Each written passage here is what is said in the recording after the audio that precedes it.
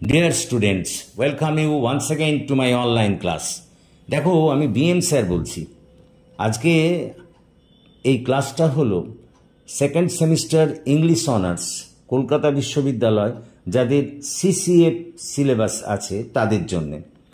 দেখো আজ আমরা হিস্ট্রি অফ ব্রিটিশ লিটারেচার থেকে একটা খুব ইম্পর্ট্যান্ট কোশ্চেন তোমাদের জন্য লেখাতে যাচ্ছি, যেটা এবারের পরীক্ষার জন্য খুব ইম্পর্ট্যান্ট।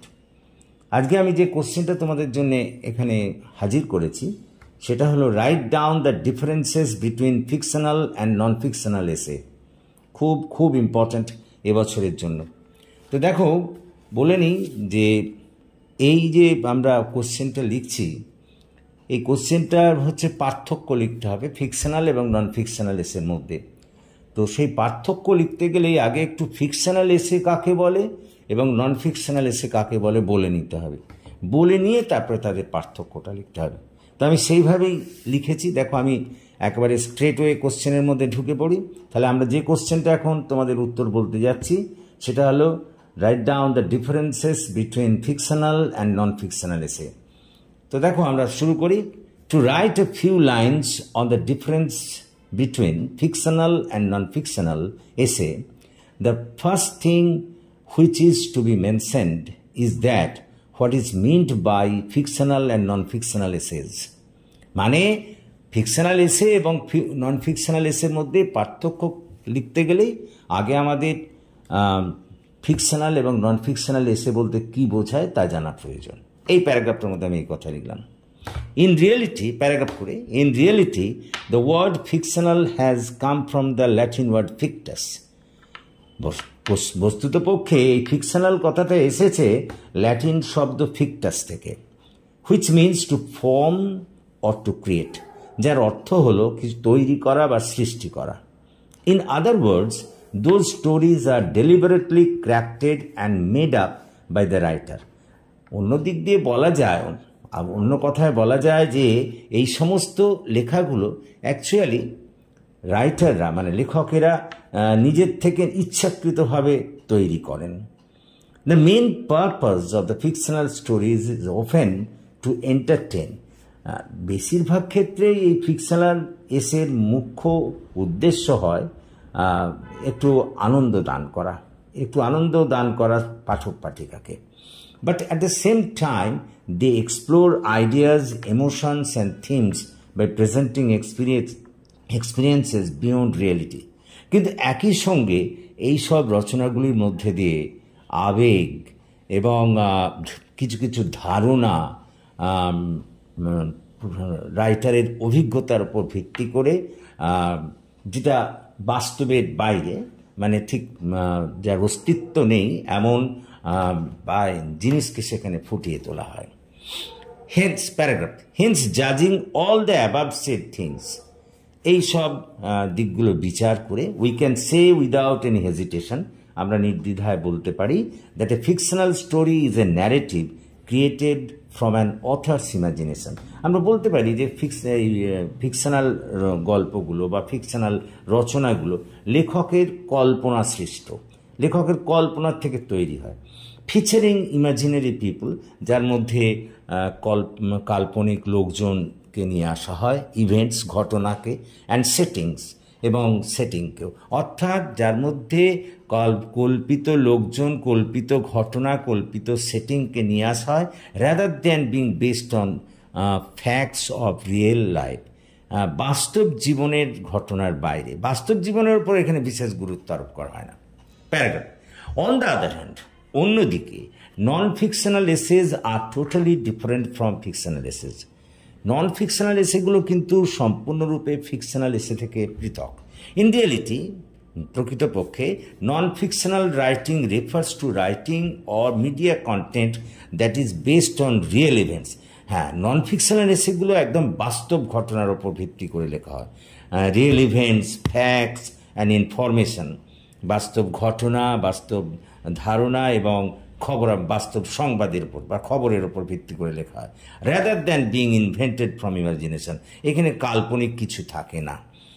অর ইন আদার ওয়ার্ডস, অন্য কথায় বলতে গেলে non fictional essays present real facts. Non fictional রচনাগুলোর মধ্যে দিয়ে বাস্তববাদী ঘটনাকে তুলে ধরা হয়, ইনফরমেশন, বাস্তববাদী সংবাদকে, খবরকে তুলে ধরা হয়, and actual events or experience seeking to inform, educate or provide a truthful account of A subject. Actually প্রকৃতপক্ষে কোনো বিষয়ে কাউকে বাস্তব খবর দেওয়ার জন্যে, বা কোনো বিষয়ে শিক্ষা দেওয়ার জন্যে, বা কোনো বিষয়ে সত্য বিষয়কে তুলে ধরার জন্যেই এইসব নন ফিকশনাল এসেগুলো লেখা হয়। Paragraph, Haynes A non fictional essay is a piece of writing. সুতরাং এই নন ফিকশনাল এসেগুলো হলো এমন এক ধরনের লেখা that uses Literary forms or a narrative style, যেখানে একটা সাহিত্যের বিশেষ আকৃতি বা বর্ণনামূলক স্টাইলকে ফলো করা হয় to explore factual real world topics or events. সত্যিকারের যে ঘটনা, সত্যিকারের বাস্তব জিনিসটাকে তুলে ধরার জন্য তাই করা হয়, rather than relying on imagination. ওই কল্পনার উপরে এখানে কোনো গুরুত্ব দেওয়া হয় না। These essays present actual information. এইসব রচনাগুলোর মধ্যে দিয়ে প্রকৃতপক্ষে সত্য ঘটনাকে তুলে ধরা হয়, পিপল, প্লেসেস অর কনসেপ্ট। একই সঙ্গে বাস্তব জনগণ, স্থান এবং ধারণাকে তুলে ধরা হয়, এমিং two educate, inform or pursuit the reader. ওই পাঠক পাঠিকাদের কোনো বিষয়ে শিক্ষা দেওয়া, কোনো বিষয়ের যে কোনো ধারণা, জ্ঞান দেওয়া, এইসব করার জন্য এগুলো লেখা হয়। With accurate and verifiable details rooted in reality. হ্যাঁ, এগুলো একদম যাচাইযোগ্য তথ্য প্রমাণ সহ, সেই সব তথ্যই দেওয়া হয় যেগুলো যাচাইযোগ্য, অর্থাৎ যাচাইযোগ্যর বাইরে কিছু এখানে সরবরাহ করা হয় না। Paragraph, hence from above said definitions of fictional and non fictional essays it is quite clear that they are opposite to each other. তাই এই সংজ্ঞাগুলো থেকেই বোঝা যাচ্ছে যে ফিকশনাল এসে এবং নন ফিকশনাল এসে তারা পরস্পরের বিপরীত, তারা এক নয়। It is quite clear that they are opposite to each other. তারা একে অপরের বিপরীত, এটা বেশ পরিষ্কার। বাই নেচার, প্রকৃতিগত দিক দিয়ে তারা যে একে অপরের বিপরীত তা বোঝাই যায়। And their differences can be expressed in the following ways. তাদের পার্থক্যগুলোকে নিম্নলিখিতভাবে তুলে ধরা যায়। প্যারাগ্রাফ করো, as far as the structure or the theme is concerned, a fictional essay is based on imagination and creation. যদি আমরা গঠনগত দিক দিয়ে দেখি তাহলে দেখব যে এই ফিকশনাল এসেগুলো কিন্তু ওই কল্পনার ওপর ভিত্তি করে, কল্পনা এবং তৎসংক্রান্ত সৃষ্টির উপর ভিত্তি করে গড়ে ওঠে। হোয়ারাজ এ নন fictional essay is grounded in reality and verifiable truth. অন্যদিকে নন ফিকশনাল এসেগুলো কিন্তু ভীষণভাবে বাস্তববাদী এবং যাচাইযোগ্য তথ্যের ওপর, সত্য ঘটনার ওপর ভিত্তি করে গড়ে ওঠে। Paragraph. From the angle of purpose, it can be said that the main purpose of a fictional essay is to entertain. যদি আমরা ওই উদ্দেশ্যগত দিক দিয়ে দেখি তাহলে দেখব ফিকশনাল এসেগুলোর আসল উদ্দেশ্য হলো জনগণকে আনন্দ দান করা, ইন্সপায়ার, উৎসাহিত করা, or allow for creative expression, অথবা কোনো নতুন কিছু প্রকাশের জন্যে তাদেরকে সম্মতি দেওয়া। অর্থাৎ এই উদ্দেশ্যগত দিক দিয়ে বলা যায় যে ফিকশনাল এসের মেন উদ্দেশ্য হলো জনগণকে আনন্দ দান করা, তাদের উৎসাহিত করা, অথবা তাদেরকে কোনো সৃষ্টিমূলক বর্ণনা বা সৃষ্টিমূলক প্রকাশভঙ্গিমায় সাহায্য করা। Paragraph, on the other hand the main purpose of non fictional essay is to inform. অন্যদিকে নন ফিকশনাল এসের উদ্দেশ্য হলো ইজ টু ইনফর্ম, সংবাদ দেওয়া বা জানানো, জ্ঞাত করা, educate or convey factual knowledge. হ্যাঁ, অন্যদিকে নন ফিকশনাল এসের উদ্দেশ্য হলো জনগণকে শিক্ষা প্রদান করা, তাদের কোনো বিষয়ে বাস্তবসম্মত জ্ঞান প্রদান করা, কোনো একটা নির্দিষ্ট বিষয়ে। Paragraph, as far as the content is concerned, এই ফিকশনাল এসে, যদি ফিকশনাল এসের কন্টেন্টের ওপরে আমরা দেখি তাহলে features, imagery, characters, settings and plots that did not happen actually. এর মধ্যে সেই সমস্ত জিনিসগুলোকেই ঢোকানো হয় বা নিয়ে আসা হয় যেগুলো কাল্পনিক কাল্পনিক ঘটনা, কাল্পনিক চরিত্র, কাল্পনিক সেটিংস, যেগুলো সাধারণত বাস্তব সত্তা নেই, সেগুলোকেই ফিকশনাল এসের মধ্যে ঠাঁই করে দেওয়া হয়। Paragraph, but the content of A non fictional এসে, কিন্তু নন ফিকশনাল এসের content is totally different from that. এই ফিকশনাল এসের থেকে এটা টোটালি ডিফারেন্ট, পুরোপুরি পার্থক্য আছে। ইট ডিলস উইথ রিয়েল পিপল, এটা বাস্তববাদী জনগণকে নিয়ে কিন্তু ওঠা বসা করে, অর্থাৎ বাস্তববাদী জনগণকে নিয়ে এখানে লেখা হয়, বাস্তববাদী ঘটনা, ইভেন্টস, ঘটনাকে নিয়ে লেখা হয়, প্লেসেস অ্যান্ড ফ্যাকচুয়াল ইনফরমেশন। অর্থাৎ নন ফিকশনাল এসের মধ্যে বাস্তববাদী জনগণ, ঘটনা এবং বাস্তববাদী স্থান, বাস্তবিক পক্ষে কোনো সত্য সংবাদ বা সত্য জ্ঞান এইসব নিয়ে এখানে বলা হয়, যাচাইযোগ্য বিষয় নিয়ে এখানে জ্ঞান দেওয়া হয়। প্যারাগ্রাফ, এখানে দ্য বেসিস অফ ফিকশনাল এসে realise on the authors creativity. হ্যাঁ, ফিকশনাল এসের অনেক ক্ষেত্রেই লেখকের সৃষ্টিমূলক ক্ষমতার উপর নির্ভর করে, and imagination to build up A narrative, এবং তার কল্পনার উপরেও নির্ভর করে। লেখকের কল্পনার উপরেও, লেখকের সৃষ্টিমূলক ক্ষমতা এবং তার কল্পনার ক্ষমতার উপর ভিত্তি করেই কিন্তু ফিকশনাল এসেটা গড়ে ওঠে। Paragraph, whereas the basis of non-fictional essay is grounded in reality, কিন্তু অন্যদিকে ওই নন ফিকশনাল এসের বিষয়টা সম্পূর্ণ বাস্তবিক ঘটনার উপর ভিত্তি, বাস্তববাদী জিনিসের উপর ভিত্তি করে গড়ে ওঠে, and supported by research, evidence and actual experience, এবং এইসব যে ঘটনা এখানে বলা হয় বা তথ্য দেওয়া হয় সেগুলো গবেষণা, প্রমাণ এবং সত্যিকারের অভিজ্ঞতা থেকে প্রাপ্ত। Paragraph, from the reader's expectation, it can be said that in fictional essay they expect a story that may involve drama or elements not found in their daily life.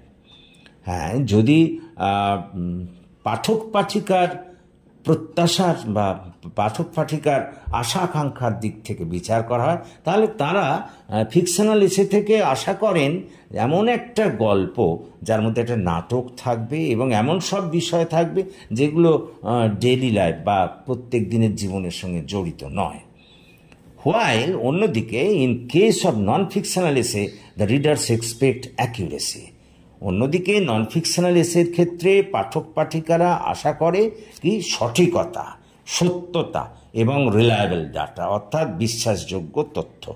হ্যাঁ, তার মানে নন ফিকশনাল এসের ক্ষেত্রে পাঠক পাঠিকারা আশা করে সেখানে সঠিকতা থাকবে, সত্যবাদিতা থাকবে এবং বিশ্বাসযোগ্য পরিসংখ্যান থাকবে। Paragraph, in this context we can mention the name of George Orwell, who is famous for his fictional essay writing such as Politics and the English Language.